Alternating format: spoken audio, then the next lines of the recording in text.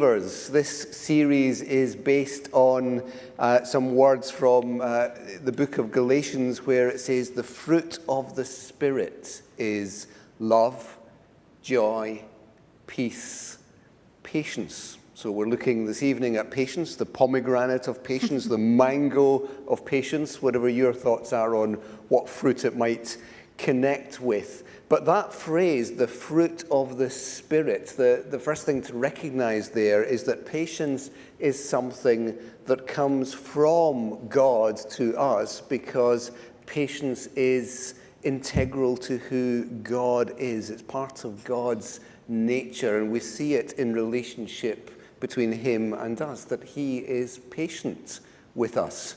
And actually, if you kind of track through the pages of the Bible, you see that patience all the way through, right at the start with Adam and Eve, and they eat a piece of fruit kind of impatiently because they want to be like God rather than serve God, and they kind of put a rift in their relationship with God, and God sets this long, patient plan in action to bring his children back to his love. And right the way through the Old Testament, you see where the people of Israel decide to go their own way instead of God's way. Again and again, they go their way, and God graciously comes after them, and he sends judges, and he sends prophets, and he sends people to draw them back to his love. And then he sends the ultimate gift. He sends us Jesus. And in Jesus, we see the patience of God up close and personal. And in Jesus, we see kind of the fruit of God's patient plan to bring his people back to him. And through the death and resurrection of Jesus, we're able to come back to God and be in a relationship with him. Let me read to you a verse from, this is the second letter of Peter. This was written by Peter, one of the original disciples of Jesus. And he wrote this: "Don't forget this one thing, dear friends. With the Lord, a day is like 1,000 years, and 1,000 years are like a day. The Lord is not slow in keeping his promise, as some understand slowness. Instead, he is patient with you, not wanting anyone to perish, but everyone to come to repentance." And that word repentance is really about just coming back home to God and to his patient love. And in the context, this verse talks about, the verses around this verse talk about when Jesus is going to come back again. And when he comes again, he's going to sort of wrap up history, and everyone will have made their choice. Am I going to follow Jesus, or am I not? And it's saying here, God's holding off on that as long as he can, because he's being patient, and that day will come. But he longs for us to be in that relationship with him. And you know, I think we experience God's patience all the time. I certainly do. Every time that I do stuff that's not in God's will, that's not in God's good way, he doesn't just go, "Oh, well, that's it, you've blown it, I'm off then." He graciously, gently, patiently draws me back to him. And in a sense, you know, everything's a gift of God. So the fact that I take my next breath is a sign of God's patience with me. And I think there's a flip side in terms of us seeing God's patience with us, that sometimes we need to be patient with God.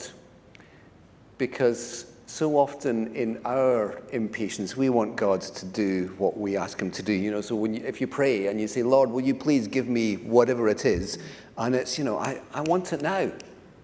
And God he's looking to teach us patience as well. And sometimes we have to be patient with with God. You know, it's like that prayer that says, Lord, give me patience and give me it quick. And it doesn't always necessarily work like that. So that begs the question, how do we grow patience? And I think as I was kind of wondering and thinking about how maybe we have, maybe how I have grown patience, in that patience is a virtue, isn't it? That's what people tend to say about patience. So how do we grow? How do we develop in that? And I think patience can be learnt when we surround ourselves with people who are different from yourself. Because the reality of life is that we can't change other people. We like to think that we can maybe change other people, but we can't. We can only really ever change ourselves, which I think shows the need for us to learn and develop patience. And God is interested in the process of learning, not just the final product. I don't think any of us could ever get to the end of the line on patience and say, I have conquered patience. That is it. I have finished. I am the most patient person. I have conquered patience. It doesn't seem like there's a final destination on patience. And then I think we live in a fast-paced world where everything, like Bill touched on, everything is instant. We want everything instantly and quickly. So how do we learn patience in a fast world? Well, this might not be that surprising, but we can't learn patience fast. And it's ironic that we think we can, but we can't. We can't learn patience fast. And often it is slow, it is difficult, and normally really inconvenient. It's really inconvenient to learn patience, which I guess is kind of the point, really. And if you were to ask God that you want to learn or develop or grow in your ability to be patient, I think pretty much guaranteed it's going to happen at a really inconvenient time for you to be patient. I guess hence the opportunity to develop patience. And a couple of people have been texting in about who they think of when they think of patience. So someone said who they think of when they think of patience, every Liverpool fan since 1990. Which obviously they are in their complete elation at the moment. And then someone else said, really interestingly, when they think of patience, I think of some of my teachers at school as no matter how problematic the students are, for whatever reason, they persevere and try their hardest to give them the gift of a good education. Like, whoever that person is that's texted them in, like, you've got it. And I think that kind of probably actually is a great example, isn't it, of patience, and when we think of people who are patient. Bill, who do you think of when you think of patience? I think of my dad when I think of patience, and I think of him teaching me to swim when I was young. I think in particular him teaching me to drive. This sounds dangerous already, doesn't it? Well, the anticipation of this story. It was, yeah. But then not just when he taught me to drive, but then the patience when he's given me the keys after I've learned to drive. And the time when I came in 2 minutes after I'd left and said, I've reversed into the car of the neighbour across the road. Oh my goodness. And with enormous patience he goes over and talks to, it brings me with him because I'm not getting completely off the hook, you know. Or the time when I completely wrecked his car on the M9. And just the patience that he had with me, but patience with an end goal to move me on as well. So that's kind of my role model for patience. Yeah, how about you? Well, I was going to say, firstly, who do you think is going to get in a car with Bill now? I'm not sure anyone wants to do that now, do we? Well, if you want an opportunity to develop your patience, I'm your man. What about me? Actually, when the text came in about every Liverpool fan since 1990, not a Liverpool fan, so it's not connected to that, but it was making me think of a group of people that, maybe not the example, but a example when I think of patience, actually moving to the Isle of Man. So I came from London, and I moved here 11 years ago. And I just think that that was an almighty culture shock. In that within London, we live life slightly faster than the Isle of Man. It's a slightly quicker pace. It's slightly it's just faster. And I remember moving here, and impatient me would actually get really frustrated with how slow life could be. And life here is not slow. It's not that we live at an incredibly slow rate, just comparatively to London, that life here was so much slower. And it used to really frustrate me how long it would take people to do things, or how slowly people would walk down the street. It would really frustrate me, because in London, if you don't move quick, you don't really get to move. So they just live at a pace. And even when I go back to London now, it's like the plane touches down and it's like London walking speed kicks in and you're off, or just the way. And it's interesting because I go back and I watch people in a supermarket queue, and you can tell they're all sat they stood there just tapping away, and the impatience is really getting because the person at the checkout can't move food through quick enough. Or they're like, oh, this queue, and they're looking around and they're marching around to find the shortest queue. And it's really interesting because I go back and I'll spend time with my family, and now actually I really couldn't care less. I'll just stand and wait, because what rush am I honestly in to do this fast? And partly I'm on holiday when I'm in London, so I don't have anywhere to be, but it's just a different mentality of not needing to live life at 100 miles an hour. That's interesting. So there's maybe something in Manx culture and trade allure as a kind of cultural patience. Yeah, I think so. And actually, really early on living here, I needed to develop patience in an abundance, really. I didn't think I was particularly impatient before, but apparently I was incredibly impatient. It's just a mindset, isn't it, I think, with patience as well. And the Isle of Man, I think, taught me, the Manx people, or the people that live here, taught me a lot about patience, and we're part of instilling that in me, I guess, as well. Our Q&A. So we have some questions. I'd better stop eating these Lebkuchen then. Absolutely. we don't have pomegranates, but we do have some nice Lebkuchen and pretzels and things at the table. So get munching. Things are looking up at Sunday Live. Indeed. Okay, so being on the topic of patience, one of the first questions, I guess, to ask is, how do you personally grow patience? Yeah. I guess a few ways. I think sometimes it's almost kind of a discipline of putting yourself in a place where you require patience. So just sometimes, and I think the trick is catching yourself, so you talked about the supermarket queue, sometimes, I'm in Tesco and I catch myself feeling in a rush, and I will then deliberately choose to go in the longer queue, because that's so against my nature. Usually I'm like, how many people? 4 people in that row, 5 people in that row, but yeah, look at that trolley. Yeah, I'm gonna go in that one. And then once you're in that one, I'm always kind of looking and just kind of seeing how the person opposite me is doing and whether I would have been better off in that other queue. So something about just making that decision and saying, no, I'm gonna do that.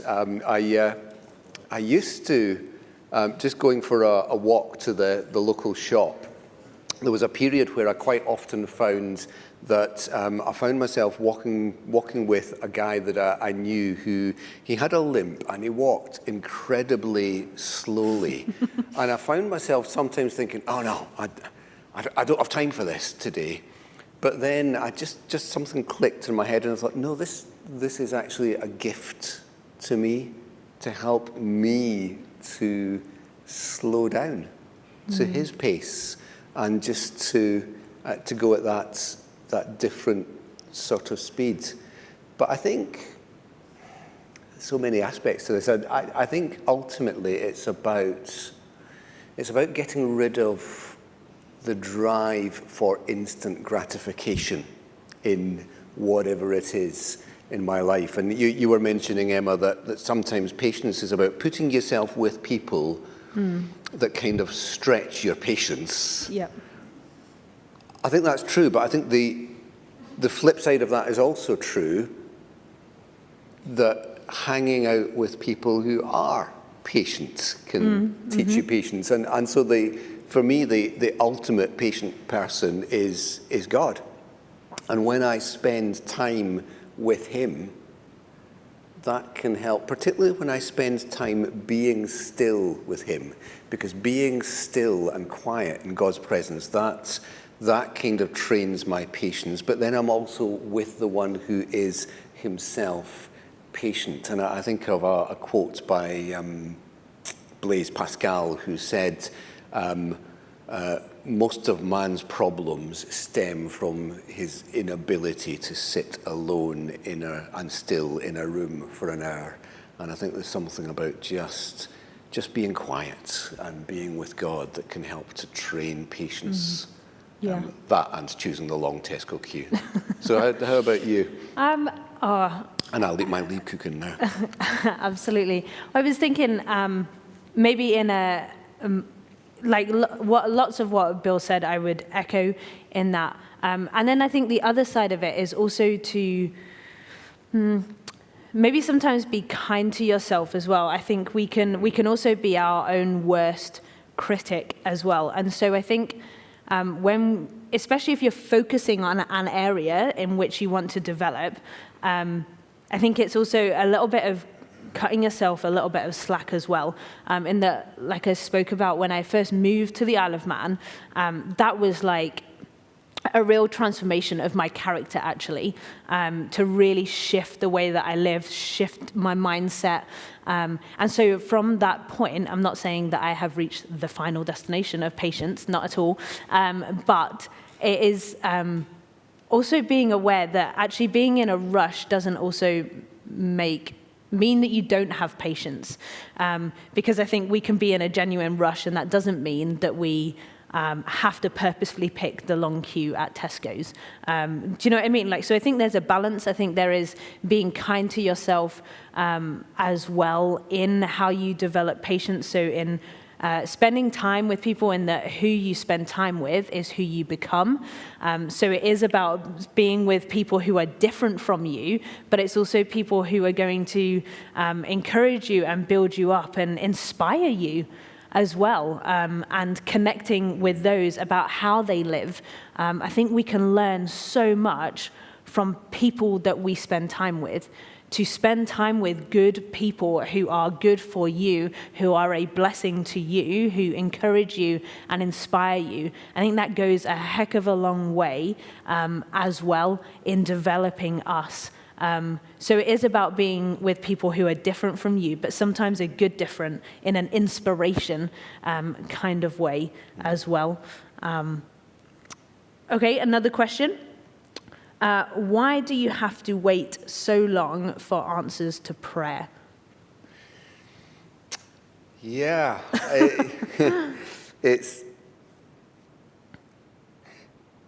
I think God has, well, he has a few answers to that he gives to our prayers, but some of his answers are yes and no and wait. So I guess it depends what you're praying for. So sometimes you ask God for something, and he sees that it's not a thing that's actually good for you. It's a bit like if one of my boys, when he was a little kid, came and said, can me and my brother play sword fights with the kitchen knives? Then that's not a request, that I'm gonna say yes to. And I think God has his equivalents with us. So sometimes we're just waiting for an answer, and God's like, No, really, you don't want that. You think you do, but that's not going to be good for you. And sometimes the answer is yes, and it's yes quickly, and that's fantastic, and that's what we all like. But sometimes it's wait, and the wait can be, I think, for one of two reasons. God can say wait because he knows that there's some stuff to be put in place before you can get the answer to your prayer. You know, if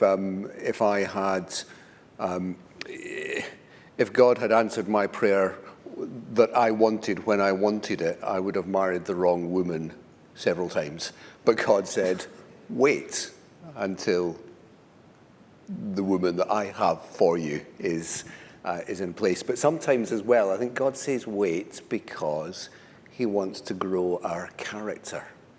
And sometimes we get so hung up on, getting specific answers or specific guidance from God, and he'll do that and he'll give that, but actually he's much more interested in not what you get or even sometimes what you do, but who you are becoming.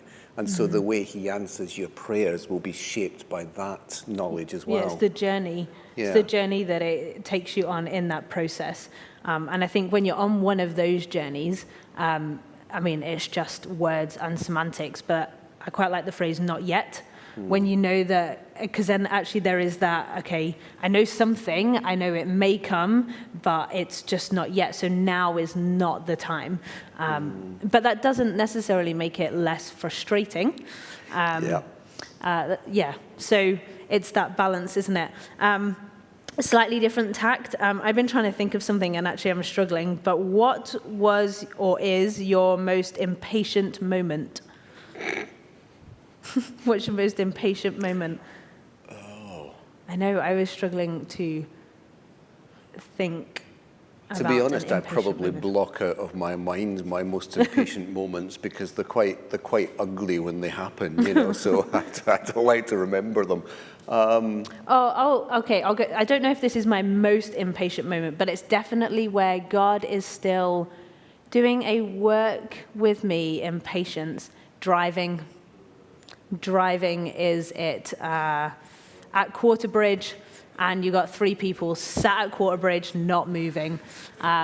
That's when my impatience comes out. And I always think here on the Isle of Man, you have a kind of couple of types of drivers when that happens. You'll have the one that always goes first, so they'll just jump. As soon as they see people stop, they'll just jump and go. And the person that will never go, they'll sit for ages and just let everyone go around them. I am the jump and go person. There you go.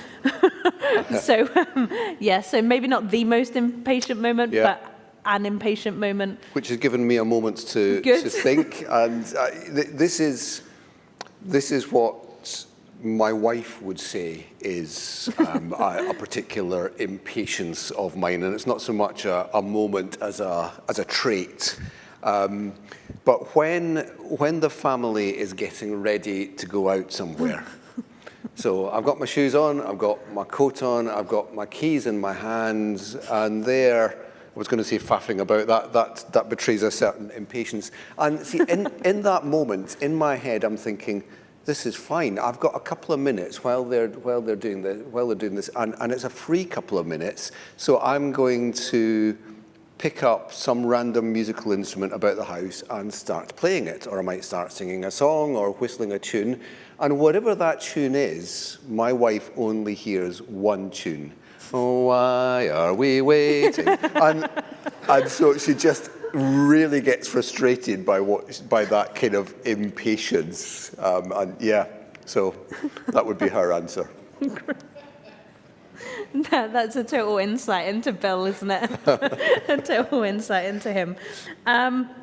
Possibly, okay, let's go for a quick, I don't know if this would be a quick question, but we'll try and keep it slim. So if patience is a fruit of the Spirit, which we've been talking about, so if patience is godly, is impatience ungodly?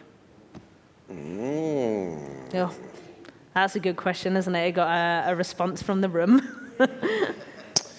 Is impatience ungodly? Yes and no. There we are. That's an answer? You're going to have to obviously expand. I'll give you 2 minutes. 2 minutes to expand your answer. Okay. Sometimes we need a certain impatience to drive action. So if you see something that is wrong, something that is unjust, you don't necessarily want to be patient about that. You don't want to just kind of fold your arms and say, yeah, well, something will come along, someone will do something about that. Sometimes you need to be the person who stands up and takes action, and that requires a certain drive. So I think there's a type of good impatience, but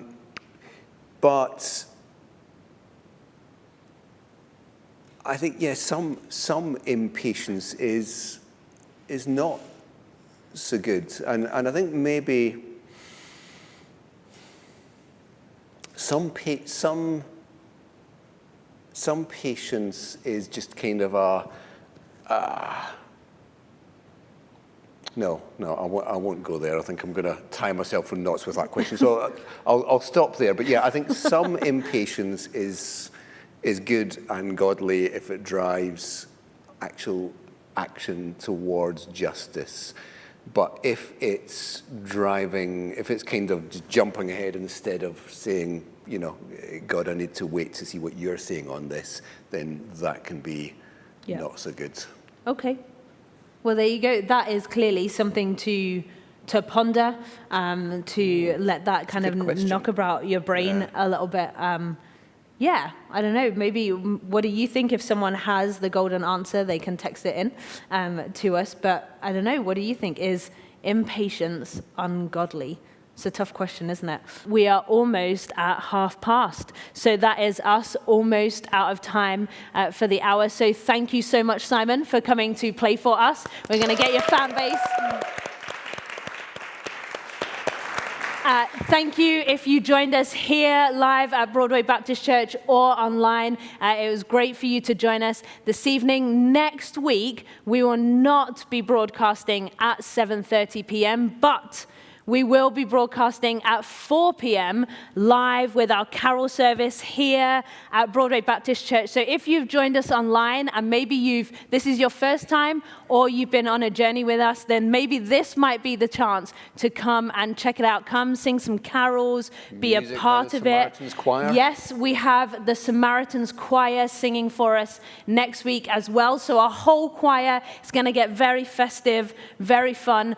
So do join us next week. As I said, it will be broadcast live as well online at 4 p.m.